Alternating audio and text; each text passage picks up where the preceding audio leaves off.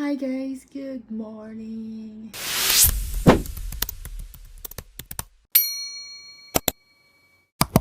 Good morning. Medyo parang paus yung boses ko.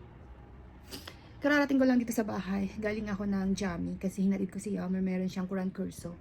Anyway, kumusta kayong lahat? Hello to my vlog. Ayan. Napagod ang person guys umakyat sa bahay. So pahinga-pahinga at konting chit-chat lang. Konting vlog-vlog. So summer ngayon, kaya yung mga bata is sa bahay lang. Pero die. Mas masakit ang ulo pag ang mga kids na sa bahay. Diba? Sino ang mga nanay na nakaka-relate? Ay, nakaka-relate. Sorry naman, nahulog.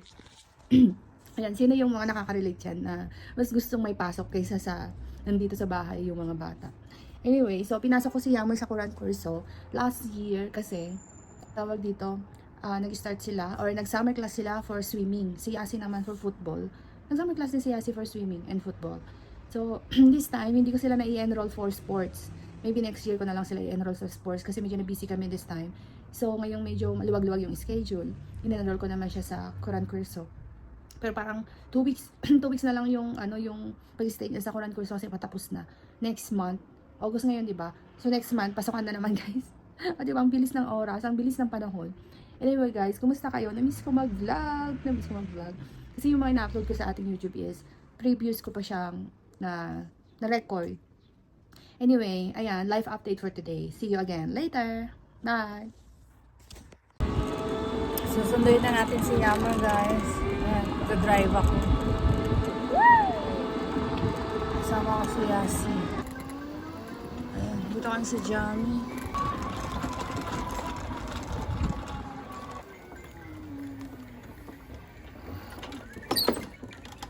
So, waiting kami. Meron pang 15 minutes bago lumabas si Yammer.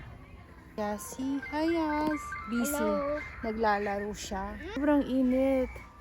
Maganda lang yung timing ko kasi kumilimlim nang lumabas ako. Hello! How are you? Good. How's your day? Good. Huh? Good. How's your first... No, it's your second day, dama. What game you In play? the last class, It's- and then we eat. The teacher get watermelon, and she bring us outside, and we eat water. We are going home now. Anne, can you stand up? Why? Stand up. Wait. What this boy is doing? So yan guys, lumabas na si Yamor. Uuwi na kami. Yan. You start? Anne, let's go from this. Yeah. Why you need to go in the long way?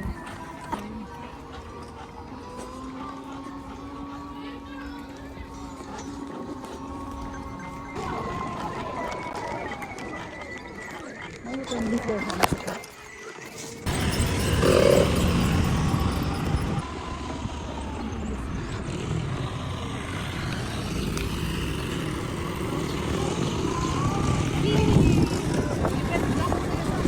No. Everywhere you enter.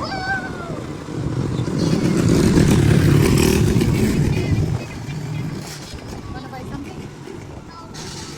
This one picnic. I don't know.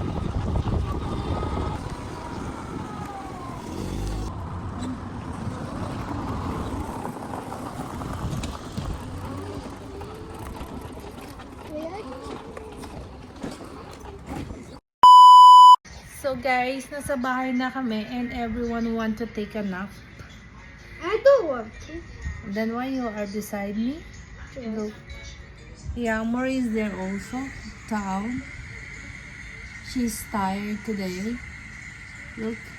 And my hurts. So I feel sleepy too. So I'm going to take a nap for a while.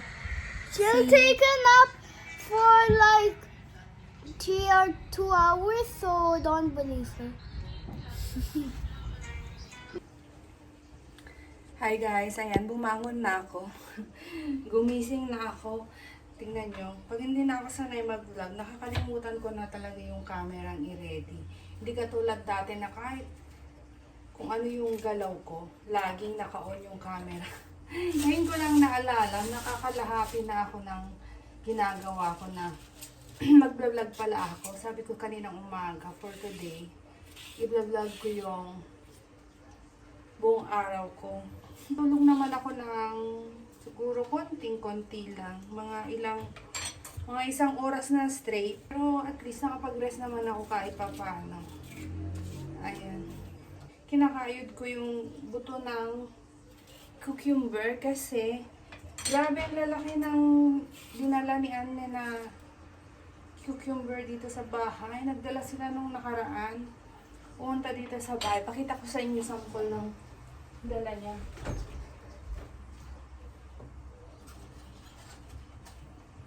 Ito guys. Ganito kalalaki yung. Mas malaki pa sa mukha ko. Oh. Baka nag-harvest sila nang pumunta sila dito. Alam niyo yung biyanan ko guys. Basta summer, kada punta niya dito sa bahay, may dalang gulay. Kasi mahilig silang magtanim, di ba? Mahilig silang magtanim sa koi. Nakaraang taon, wala masyadong bunga yung mga putas, mga puno. Ngayong taon, sobrang dami. Eto, ang tawag nila dito ay bulgur, inje bulgur. Yan, gagawa tayo ng kusur. Yan, nag-slice ako ng cucumber. Tapos ito yung maihahalo ko. And then, ito, ginisa ko na itong bawang tsaka sibuyas sa may mantika na may tomato paste at tsaka may salsa pepper paste. And meron din ako niluluto dito na, ayan, ito nyo ba? First time ko lutuin yung tawag ito, sarma or yung grape leaves na sa mantika lang. Kasi normally pag nagluluto ako, may sauce siya na ginagawa. Yung tomato paste tsaka tubig na tinitimpla. Tapos papakulo doon. Ngayon guys, tinry ko kasi nung last time, nakita ko yung paggawa nila pagluto nila ng sarma doon sa LT ko nung kinasali yung pamangkin namin. Niluto lang nila sa oil. Masarap. Ewan ko kung bakit. Makrave ako ngayon ng weird. Hindi ko naman kinikrave tong pagkain na to dati. Pero ngayon, parang feeling ko gusto ko to. Parang iba lang naman. For 2 years ko dito sa Turkey, ang dami kong natutunan na lutuin, na ginagawa. Alam mo yun? Yung paggawa ng yogurt, pag-preserve ng mga gulay.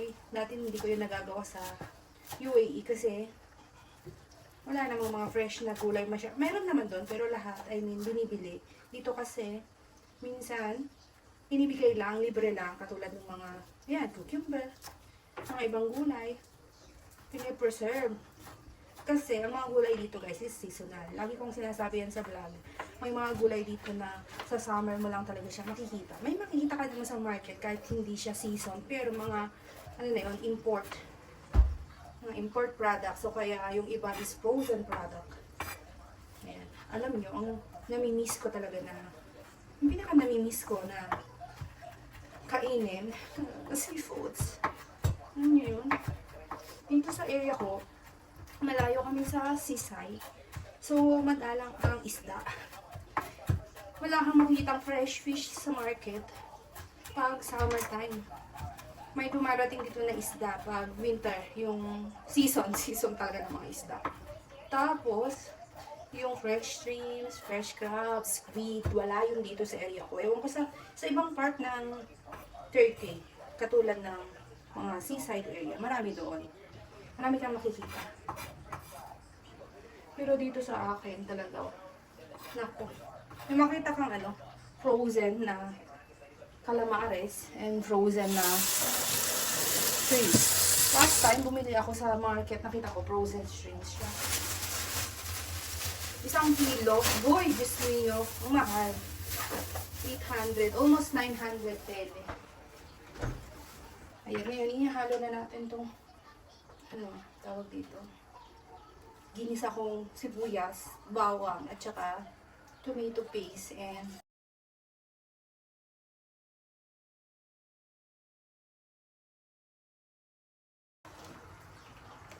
yan ba ako?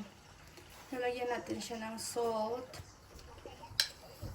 Ito na ng pepper. Black pepper. Nar sauce. Lagay ko na to.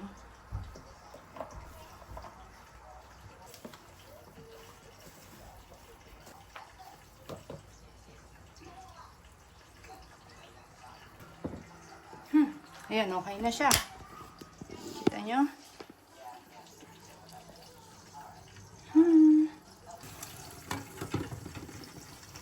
And also this one. Ayan, nag-puff na. Nag-puff na ang ating hamor. O, diba? Ready na tayo, guys.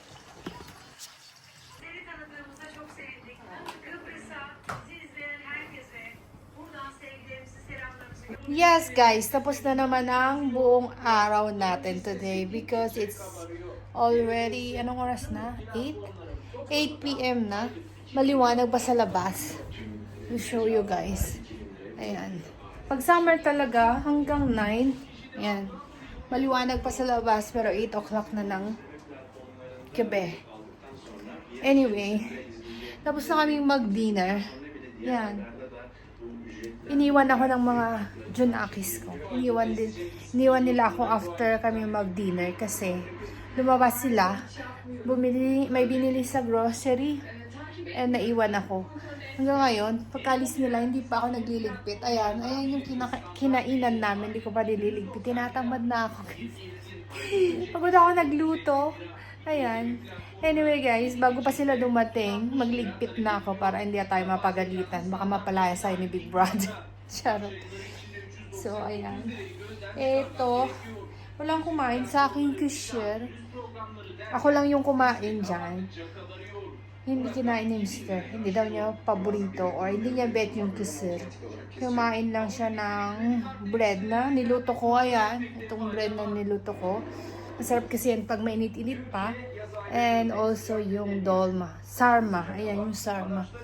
Hindi ko pinakita pala sa inyo kung kanina, no? Or pinakita ko na niluto ko tong sarma. Yaprak sarma. Ano yan siya? Grape leaves na may palaman na rice. Good morning, everyone. And si Yamor. Hahatid natin si Yamor in the mosque.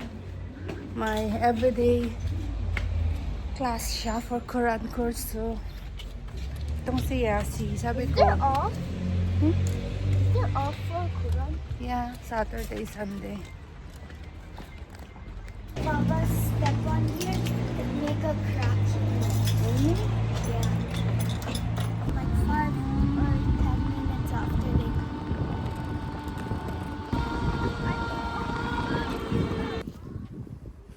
Bye. Adi, put your scarf.